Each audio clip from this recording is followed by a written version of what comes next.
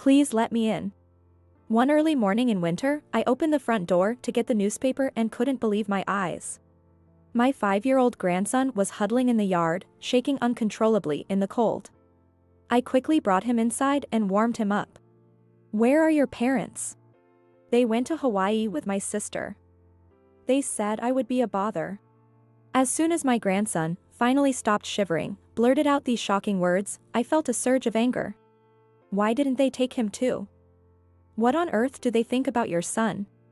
Outraged by this cruel treatment, I vowed to make my son and daughter-in-law pay.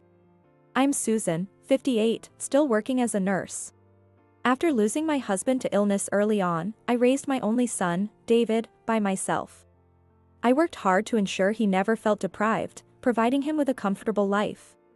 Though I couldn't always be there for him due to my busy schedule, I compensated by giving him everything he wanted. Perhaps as a result, David grew up a bit spoiled and self-centered, which worried me. However, 6 years ago, he got married and became a father to Jake, 5, and Sophie, 4. His wife, Tracy, although a bit flashy, got along well with David. And their 2 children were the apples of my eye. Living just 10 minutes away, I decided to support them without being overbearing. Our relationship was good, maintaining just the right amount of distance. As a working nurse, I had enough savings and income to provide generous gifts and support on special occasions. Sometimes I felt they took advantage of me, but I overlooked it, knowing how expensive raising children can be. However, one thing always bothered me. It was the difference in how they treated Jake and Sophie. Especially Tracy, who always wanted a daughter, seemed to favor Sophie openly. She invested heavily in Sophie's activities, like dance, piano, and French classes. Sophie, you're so talented at everything. Mommy's so proud of you. She praised my granddaughter in front of Jake, without any consideration. Jake, who fell in love with soccer after watching the World Cup, longed to join a soccer class. Hey, Tracy. How about letting Jake join a soccer class? He seems interested. Oh no. He can't do that. It would be a waste of time and money. She said, it's a waste of money. Unable to stand it, I talked to David about it. Why not let Jake join something too? I can help if needed. No, he can't handle it. It's fine. I offered to support Jake's activities, but David turned me down. They said Jake couldn't do anything, but he was a smart kid who spoke early and loved drawing. His drawings were so good that even my young colleagues at work admired them. Look, you should see Jake's drawings. Even my colleagues at work are fans. They're probably not that great. Drawing is useless anyway. They barely glanced at his drawings and laughed them off. Sophie always wore cute clothes, while Jake wore old, ill-fitting ones. Sophie has so many clothes. How about taking Jake shopping for some new ones? I do buy him clothes. But boys' clothes are all the same, and girls are just more fun. Having thought the same while raising David, I didn't press further. Both grandchildren were precious to me. I tried to treat them equally, but because David and Tracy favored Sophie, I paid more attention to Jake. As a result, Jake grew attached to me and often stayed at my house alone. Sophie, do you want to stay at Grandma's house too? Sophie eagerly replied, yes, but Tracy immediately objected. You can't, Sophie. What if something happened to you? Although the siblings got along well, my granddaughter always wanted to stay over, but my son and daughter-in-law never allowed it. One day, while I was visiting their house, David made a remark. Raising kids really costs a lot, huh? Yeah, but you'll manage. Besides, I haven't told you yet, but I've been saving some money for Jake and Sophie. I had been saving money for my grandchildren since they were born, intending to give it to them when needed. I hadn't planned to tell them yet, not wanting them to rely on it, but David's weak comment made me slip. David's eyes lit up immediately. Really? Then just give me Jake's share, just in case. But this is for the grandchildren, and I can't give it now. Come on, we need it now. Just give it to me. Overwhelmed by David's insistence, I reluctantly handed him a debit card that only allowed spending within the account balance. This card can't spend more than the account balance, so it should be fine. Maybe Jake won't have to suffer anymore. Hoping for the best, I decided to wait and see. But I never imagined that this card would put my grandson in even greater danger. At that time, I couldn't have foreseen what would happen. One early winter morning, I went to get the newspaper and was so shocked that I went speechless. Amidst the falling snow, Jake was huddled in the yard, shaking. "Jake? What happened?" He slowly looked up, his eyes vacant and lips blue. "Please let me in." Hearing Jake's faint voice, I knew time was of the essence. I hurried and carried him inside. I immediately turned the heater on high, wrapped Jake in a blanket, and gave him hot chocolate to drink. Gradually, his shivering stopped. And he calmed down. "Where are your mom and dad?" "They went to Hawaii with my sister." I couldn't comprehend it at first. "Hawaii? They didn't take you?" "No, they said I'd be a bother." How could they leave Jake behind in the middle of winter while going so far away? "When did they leave?" "About 3 days ago." "I ate all the bread they left, but it ran out, so I came to your house." "Oh my. So you've been alone all this time?" Poor Jake had been alone in a cold house with little to eat. I immediately prepared breakfast and sat him at the table. He ate hungrily, repeatedly saying how delicious it was. "You should have come here right away. Dad and Mom said I shouldn't go to you. But I couldn't stand it anymore." "I'm sorry, Grandma." Outraged by their cruelty, I almost lost my mind. "Jake, you can stay here with me. Don't worry anymore." I decided then and there to protect him from his parents.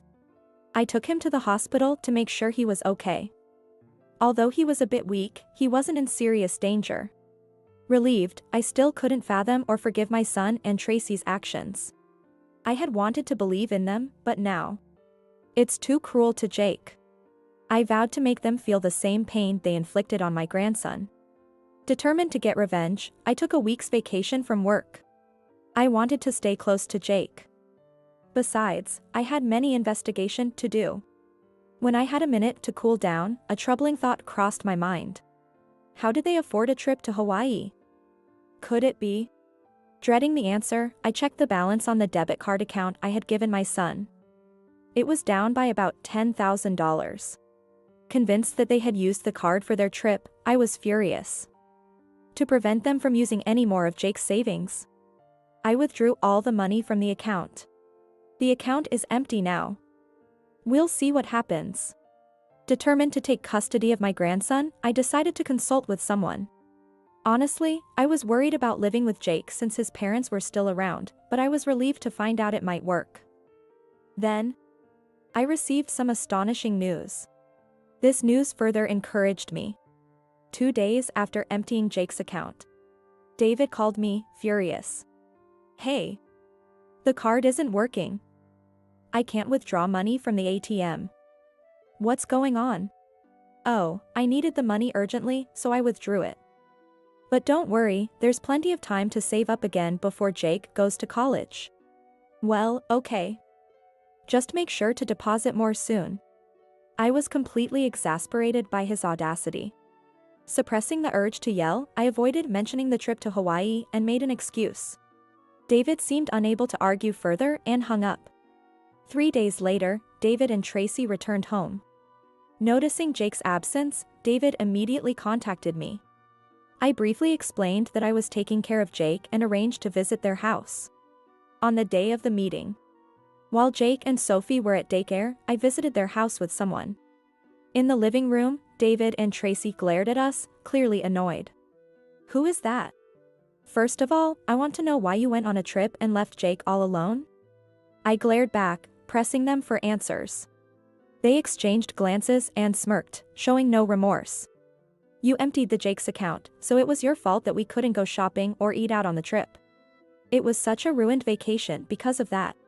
They blamed me for ruining their vacation. "What are you talking about? That's your own fault. Why didn't you use your own money? We can't do that. Jake is only 5, and he's a handful. Anyway, what's his is ours." I was appalled by their selfishness, especially since they didn't even take Jake on the trip. "You know he's only 5, yet you did something so terrible." It's unforgivable. Jake isn't very likable. Sophie is enough for us. They are both your children. Yeah, but I've never wanted Jake. Girls are cuter, and raising boys is pointless. Their shocking attitude prompted the person with me to speak up. I'm Michael, a lawyer. From what I've heard, it's clear that you have no affection for Jake. This is a clear case of neglect. I had consulted Michael beforehand to legally take custody of Jake and had him accompany me to this meeting. I can't leave Jake with you anymore. I'm going to adopt him. My sudden declaration seemed to surprise them, but they didn't seem to care much. Fine by me. Yeah, do whatever you want. They agreed without much resistance. Okay. Legally, adopting a child under 15 requires parental consent. Will you formally agree to this? With Michael as a witness, David and Tracy formally consented. We're relieved to be rid of him. Now we can focus on making Sophie a star. They nodded, grinning at each other. How can you say that? Children aren't your possessions, and you're just trying to mold Sophie to your wishes. Shut up. David spat angrily. I've recorded all your statements and will report everything to Children's Services. Whatever. Go ahead. Tracy maintained her defiant attitude. So, I decided to mention their beloved granddaughter. We need to hear Sophie's feelings too. I don't trust you with her either, and I want to take her as well. What? Are you out of your mind? Don't go overboard. Tracy's confidence evaporated, and she glared at me with a furious expression. We adore Sophie. She wouldn't want to be separated from us, right? Yeah, she definitely wouldn't go to your place. They were confident Sophie would choose them. Oh, really? Sophie told me she didn't want to go to dance or singing lessons. That can't be true. Have you been forcing her into things she doesn't like? Do you really think she'll keep going along with your plans? My firm stance seemed to hit a nerve, and they began to look worried. Finally, I decided to reveal some big news. By the way, Jake's drawing, which you mocked, won the grand prize in a competition. He even received $3,000 in prize money. Both of them widened their eyes in shock. You're lying. He can't have that kind of talent.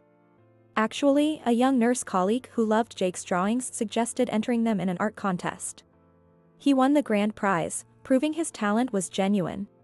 The drawing they had scoffed at was recognized by many. Oh, and my colleague posted Jake's other drawings online, and many people want to buy them. Even now, when I recalled their stunned faces, it made me smile.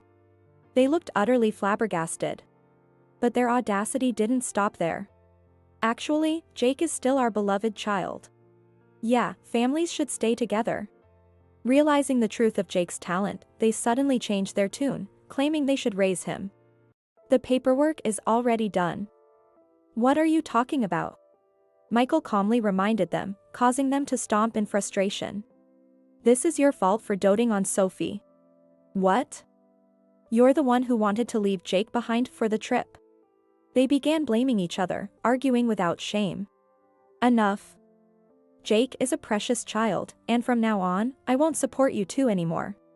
Please, don't say that. We'll change, please keep helping us.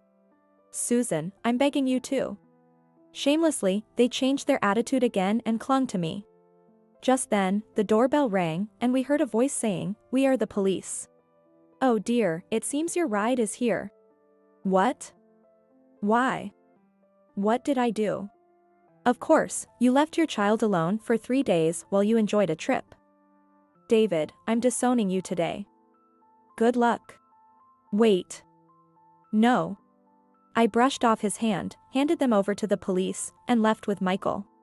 After that, I was able to formally adopt Jake, and Sophie said, "I want to be with my brother and grandma."